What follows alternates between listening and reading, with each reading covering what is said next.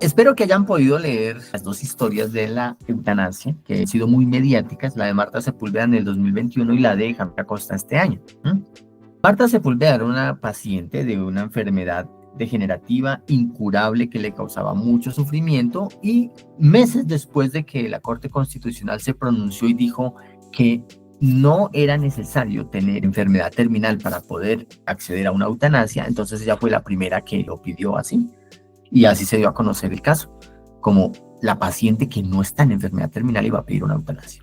No sé si Nils alcanzas a recordar la publicidad de las campañas para llevar adelante la legislación sobre la eutanasia, que el abanderado era Fernando González Pacheco. El eufemismo con el que siempre se mencionó ese procedimiento era muerte digna o derecho a morir dignamente. Y eso hace que el tema dignidad, que haya estado siempre presente en el debate, porque así lo dijeron unos y así también lo dijeron quienes se oponían, resulta que el tema de dignidad no está definido por la ley ni por la ciencia, es un tema muy subjetivo, cosas que yo puedo considerar dignas, otras personas no. En la legislación siempre se tocó el tema de la dignidad, y por eso cuando ella dijo, pues yo considero que mi vida no es digna, porque tengo tanto dolor y tanto sufrimiento que simplemente no logro disfrutar nada, voy a pedir la eutanasia.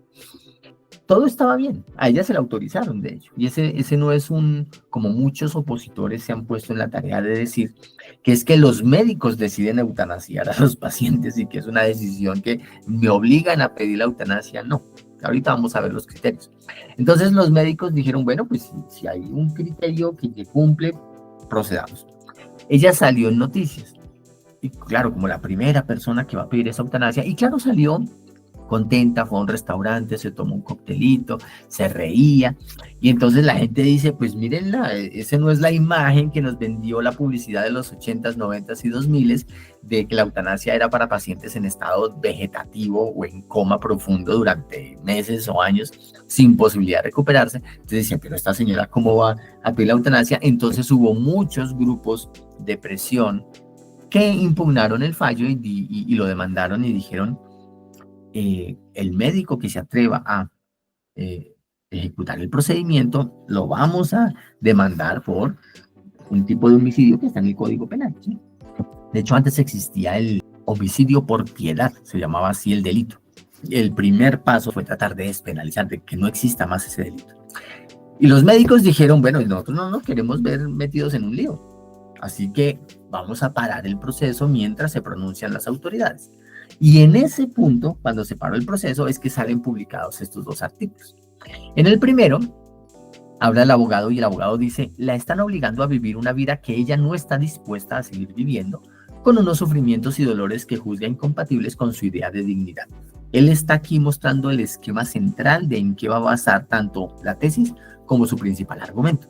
Pero vamos a hacer un análisis de Toulmin, qué es lo que no está explícito acá, pero sí está implicado. Ella recibió en esos días un bombardeo mediático de todo tipo, especialmente de quienes se oponían, grupos que se han declarado pro vida y que por lo tanto se oponen a que la gente tome una decisión, grupos también que respaldaban, ¿no? Ella es libre y está cumpliendo los requisitos, grupos religiosos, y claro, llegó a los oídos del señor Efrén Salgado, paciente que sufre la misma enfermedad y que incluso la tiene más avanzada, porque esta es una enfermedad degenerativa y Marta todavía podía caminar. Y entonces él dice, me han preguntado insistentemente que qué pienso yo de Marta. Efrén dice, si la vida se la ha convertido en un tormento o un infierno, no es por causa de la enfermedad, sino por ella misma y la forma de ver el mundo. Esto lo vamos a tener en cuenta a la hora de qué exactamente quiso él atacar de una estructura argumentativa que estaba en la cabeza de Marta o de su abogado. Marta, parte de los datos. Los datos es, hay dolor y hay sufrimiento. Ahora, yo puedo poner en duda eso. Es decir, no, usted no tiene dolor, usted no tiene sufrimiento.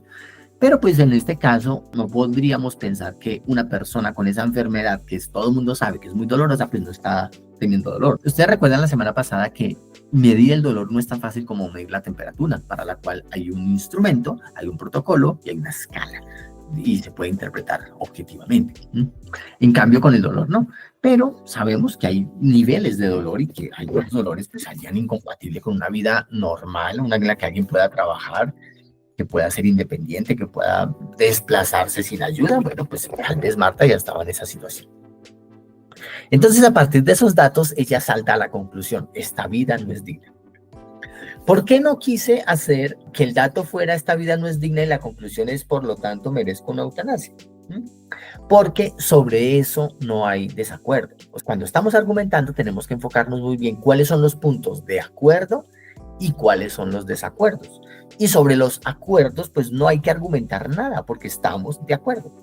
Y en este caso, que es una argumentación jurídica, porque estamos alrededor de lo que dice la ley, si se demuestra que alguien no tiene una vida digna y además tiene el dolor y además tiene la enfermedad y la lesión y tiene ese sufrimiento, si se demuestra eso, que tenga derecho a la eutanasia es algo que no queda discutido. Ese salto de esos datos a esa conclusión nadie lo podría en duda, porque ese salto tiene una garantía y un respaldo. Alguien podría decir, terrible que exista esa garantía, sí, pero no que la garantía es falsa. En la ley está, en el decreto tal, que se puede y que requiere esto. O sea, sobre eso no hay desacuerdo. ¿Sobre qué sí hay desacuerdo? Sobre que ella tenga una vida no digna. Porque sí, ahí están los datos, y ese salto de los datos a la conclusión es el que es el meollo de desacuerdo en este caso. Es muy diferente en el caso de Javier. Bueno, entonces alguien dice, mire, ese salto de los datos a la conclusión a mí no me convence. ¿Usted por qué dice que su vida no es digna? Sí, tiene dolor. Entonces, ahí viene la garantía, la que va a responder por qué yo puedo pasar de esos datos a la conclusión.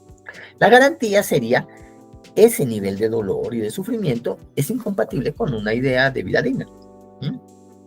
Y allí entonces tengo que, bueno, pero ¿cuál es exactamente la idea de vida digna que está utilizando? ¿Sí? ¿Por qué puedo saber que esa garantía es cierta?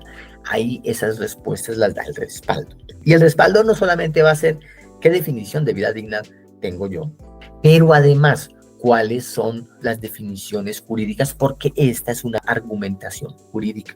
Por lo tanto, que en el respaldo tener qué dice la ley. Entonces, ¿qué opciones tiene alguien que quiera refutar? Lo primero es que puede oponerse directamente a la tesis, ¿sí? En este caso, si la tesis es, esta vida no es digna, sería como, hey, tu vida sí es digna. ¿Cuál es el inconveniente? Que como se llegó a esta conclusión a partir de esos datos, esa garantía y ese respaldo, si yo llego a proponer una conclusión diferente, una tesis diferente, yo tengo que traerme otros datos, otras garantías y otros respaldos. Oponerse a la tesis en este caso es que Marta afirma mi vida no es digna, y una antítesis sería eso es falso, tu vida sí es digna. Pero, repito, tendrían que traer nuevos datos, nuevas garantías y nuevos respaldos sin haber resuelto los datos, la garantía y el respaldo que presentó Marta. O sea, no los han derrotado y ya trajeron otros. Había un punto de desacuerdo y ahora hay varios. Es una muy mala estrategia en este caso.